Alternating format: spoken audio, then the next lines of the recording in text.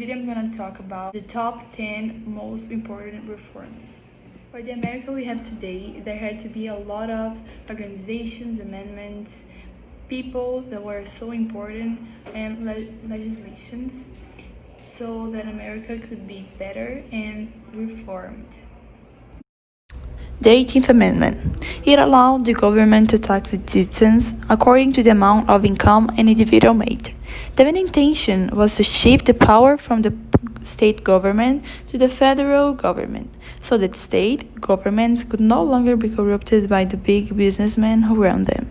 The taxes were used to invest in capital, infrastructure, such as education, hospital, and others.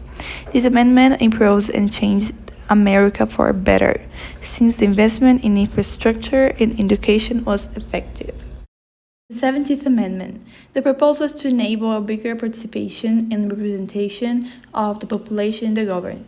The Senate shall be composed by two from each state, voted by citizens. This amendment changed America for better because it increases and improves in the democratic state USA today, where population vote for senators and presidents, where they have more representation. Margaret Sanger and Emma Goldman, two incredible and super important women for America. Goldman was arrested more than 40 times for sharing dangerous ideas about female and was deported, just because she wanted freedom for her female sexuality. Sanger was ended to prison after the creation of a clinic that gave contraceptive devices for poor immigrant women. Alice Paul. She believed that women needed equal access to education and employment opportunities.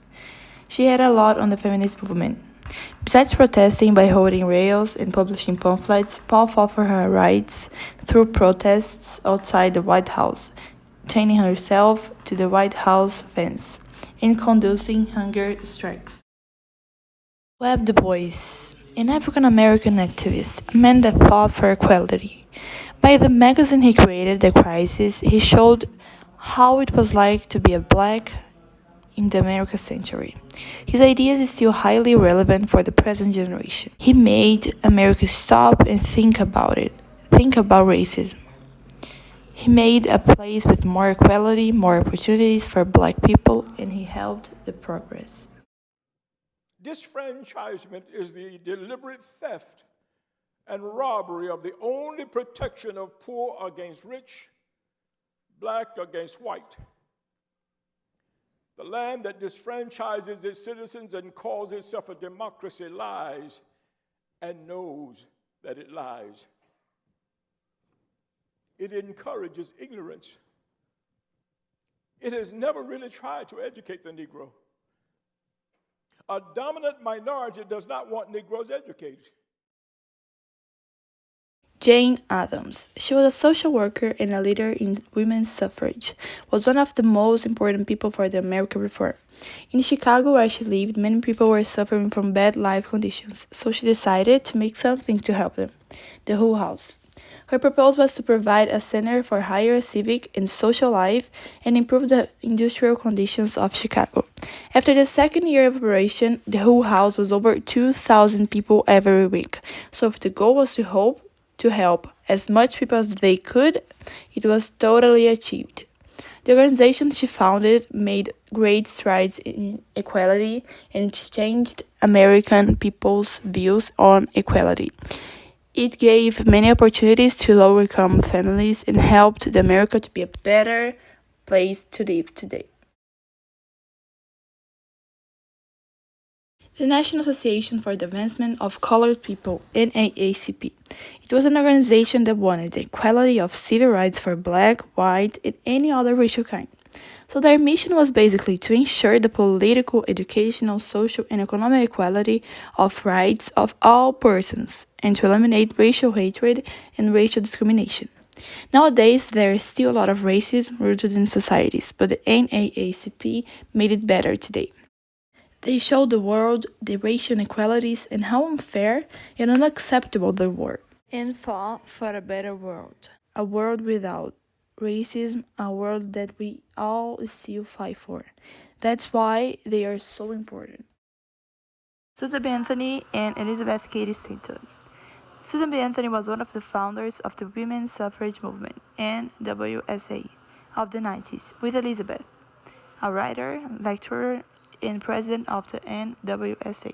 She wrote the Declaration of Sentiments, which was a huge contribution for the movement. The biggest issues of the NWSA were to make women's right to vote, a congressional amendment of the Constitution, and equal rights under the law for women and men. Women voted in a presidential election illegally and were against the radical world she lived, helping the movement in pro for the right to vote for women. Why sentence shall not be pronounced. Yes, Your Honor, I have many things to say. Your denial of my citizens' right to vote is the denial of my right of consent as one of the governed, the denial of my right of representation as one of the taxed, the denial of my right to a trial by a jury of my peers as an offender against law. Therefore, the denial of my sacred right to life, liberty, property. Sojourner Truth is the name of Isabel Baumfree. She was an American abolitionist and women's rights activist. Her main issues were abolition, women's rights to vote in general, and prison reform. Her speech was one of the best speeches I've ever heard in my life. She was very strong, smart, representative woman. Her speech in 1871 was memorable and represented everything that women battled and still fight for. She was the one that most impacted me. That's why she's in the second place. That man over there says that women need to be helped into carriages and lifted over ditches and to have the best place everywhere. Nobody ever helps me into carriages or over mud puddles or gives me any best place. And ain't I a woman? Look at me. Look at my arm.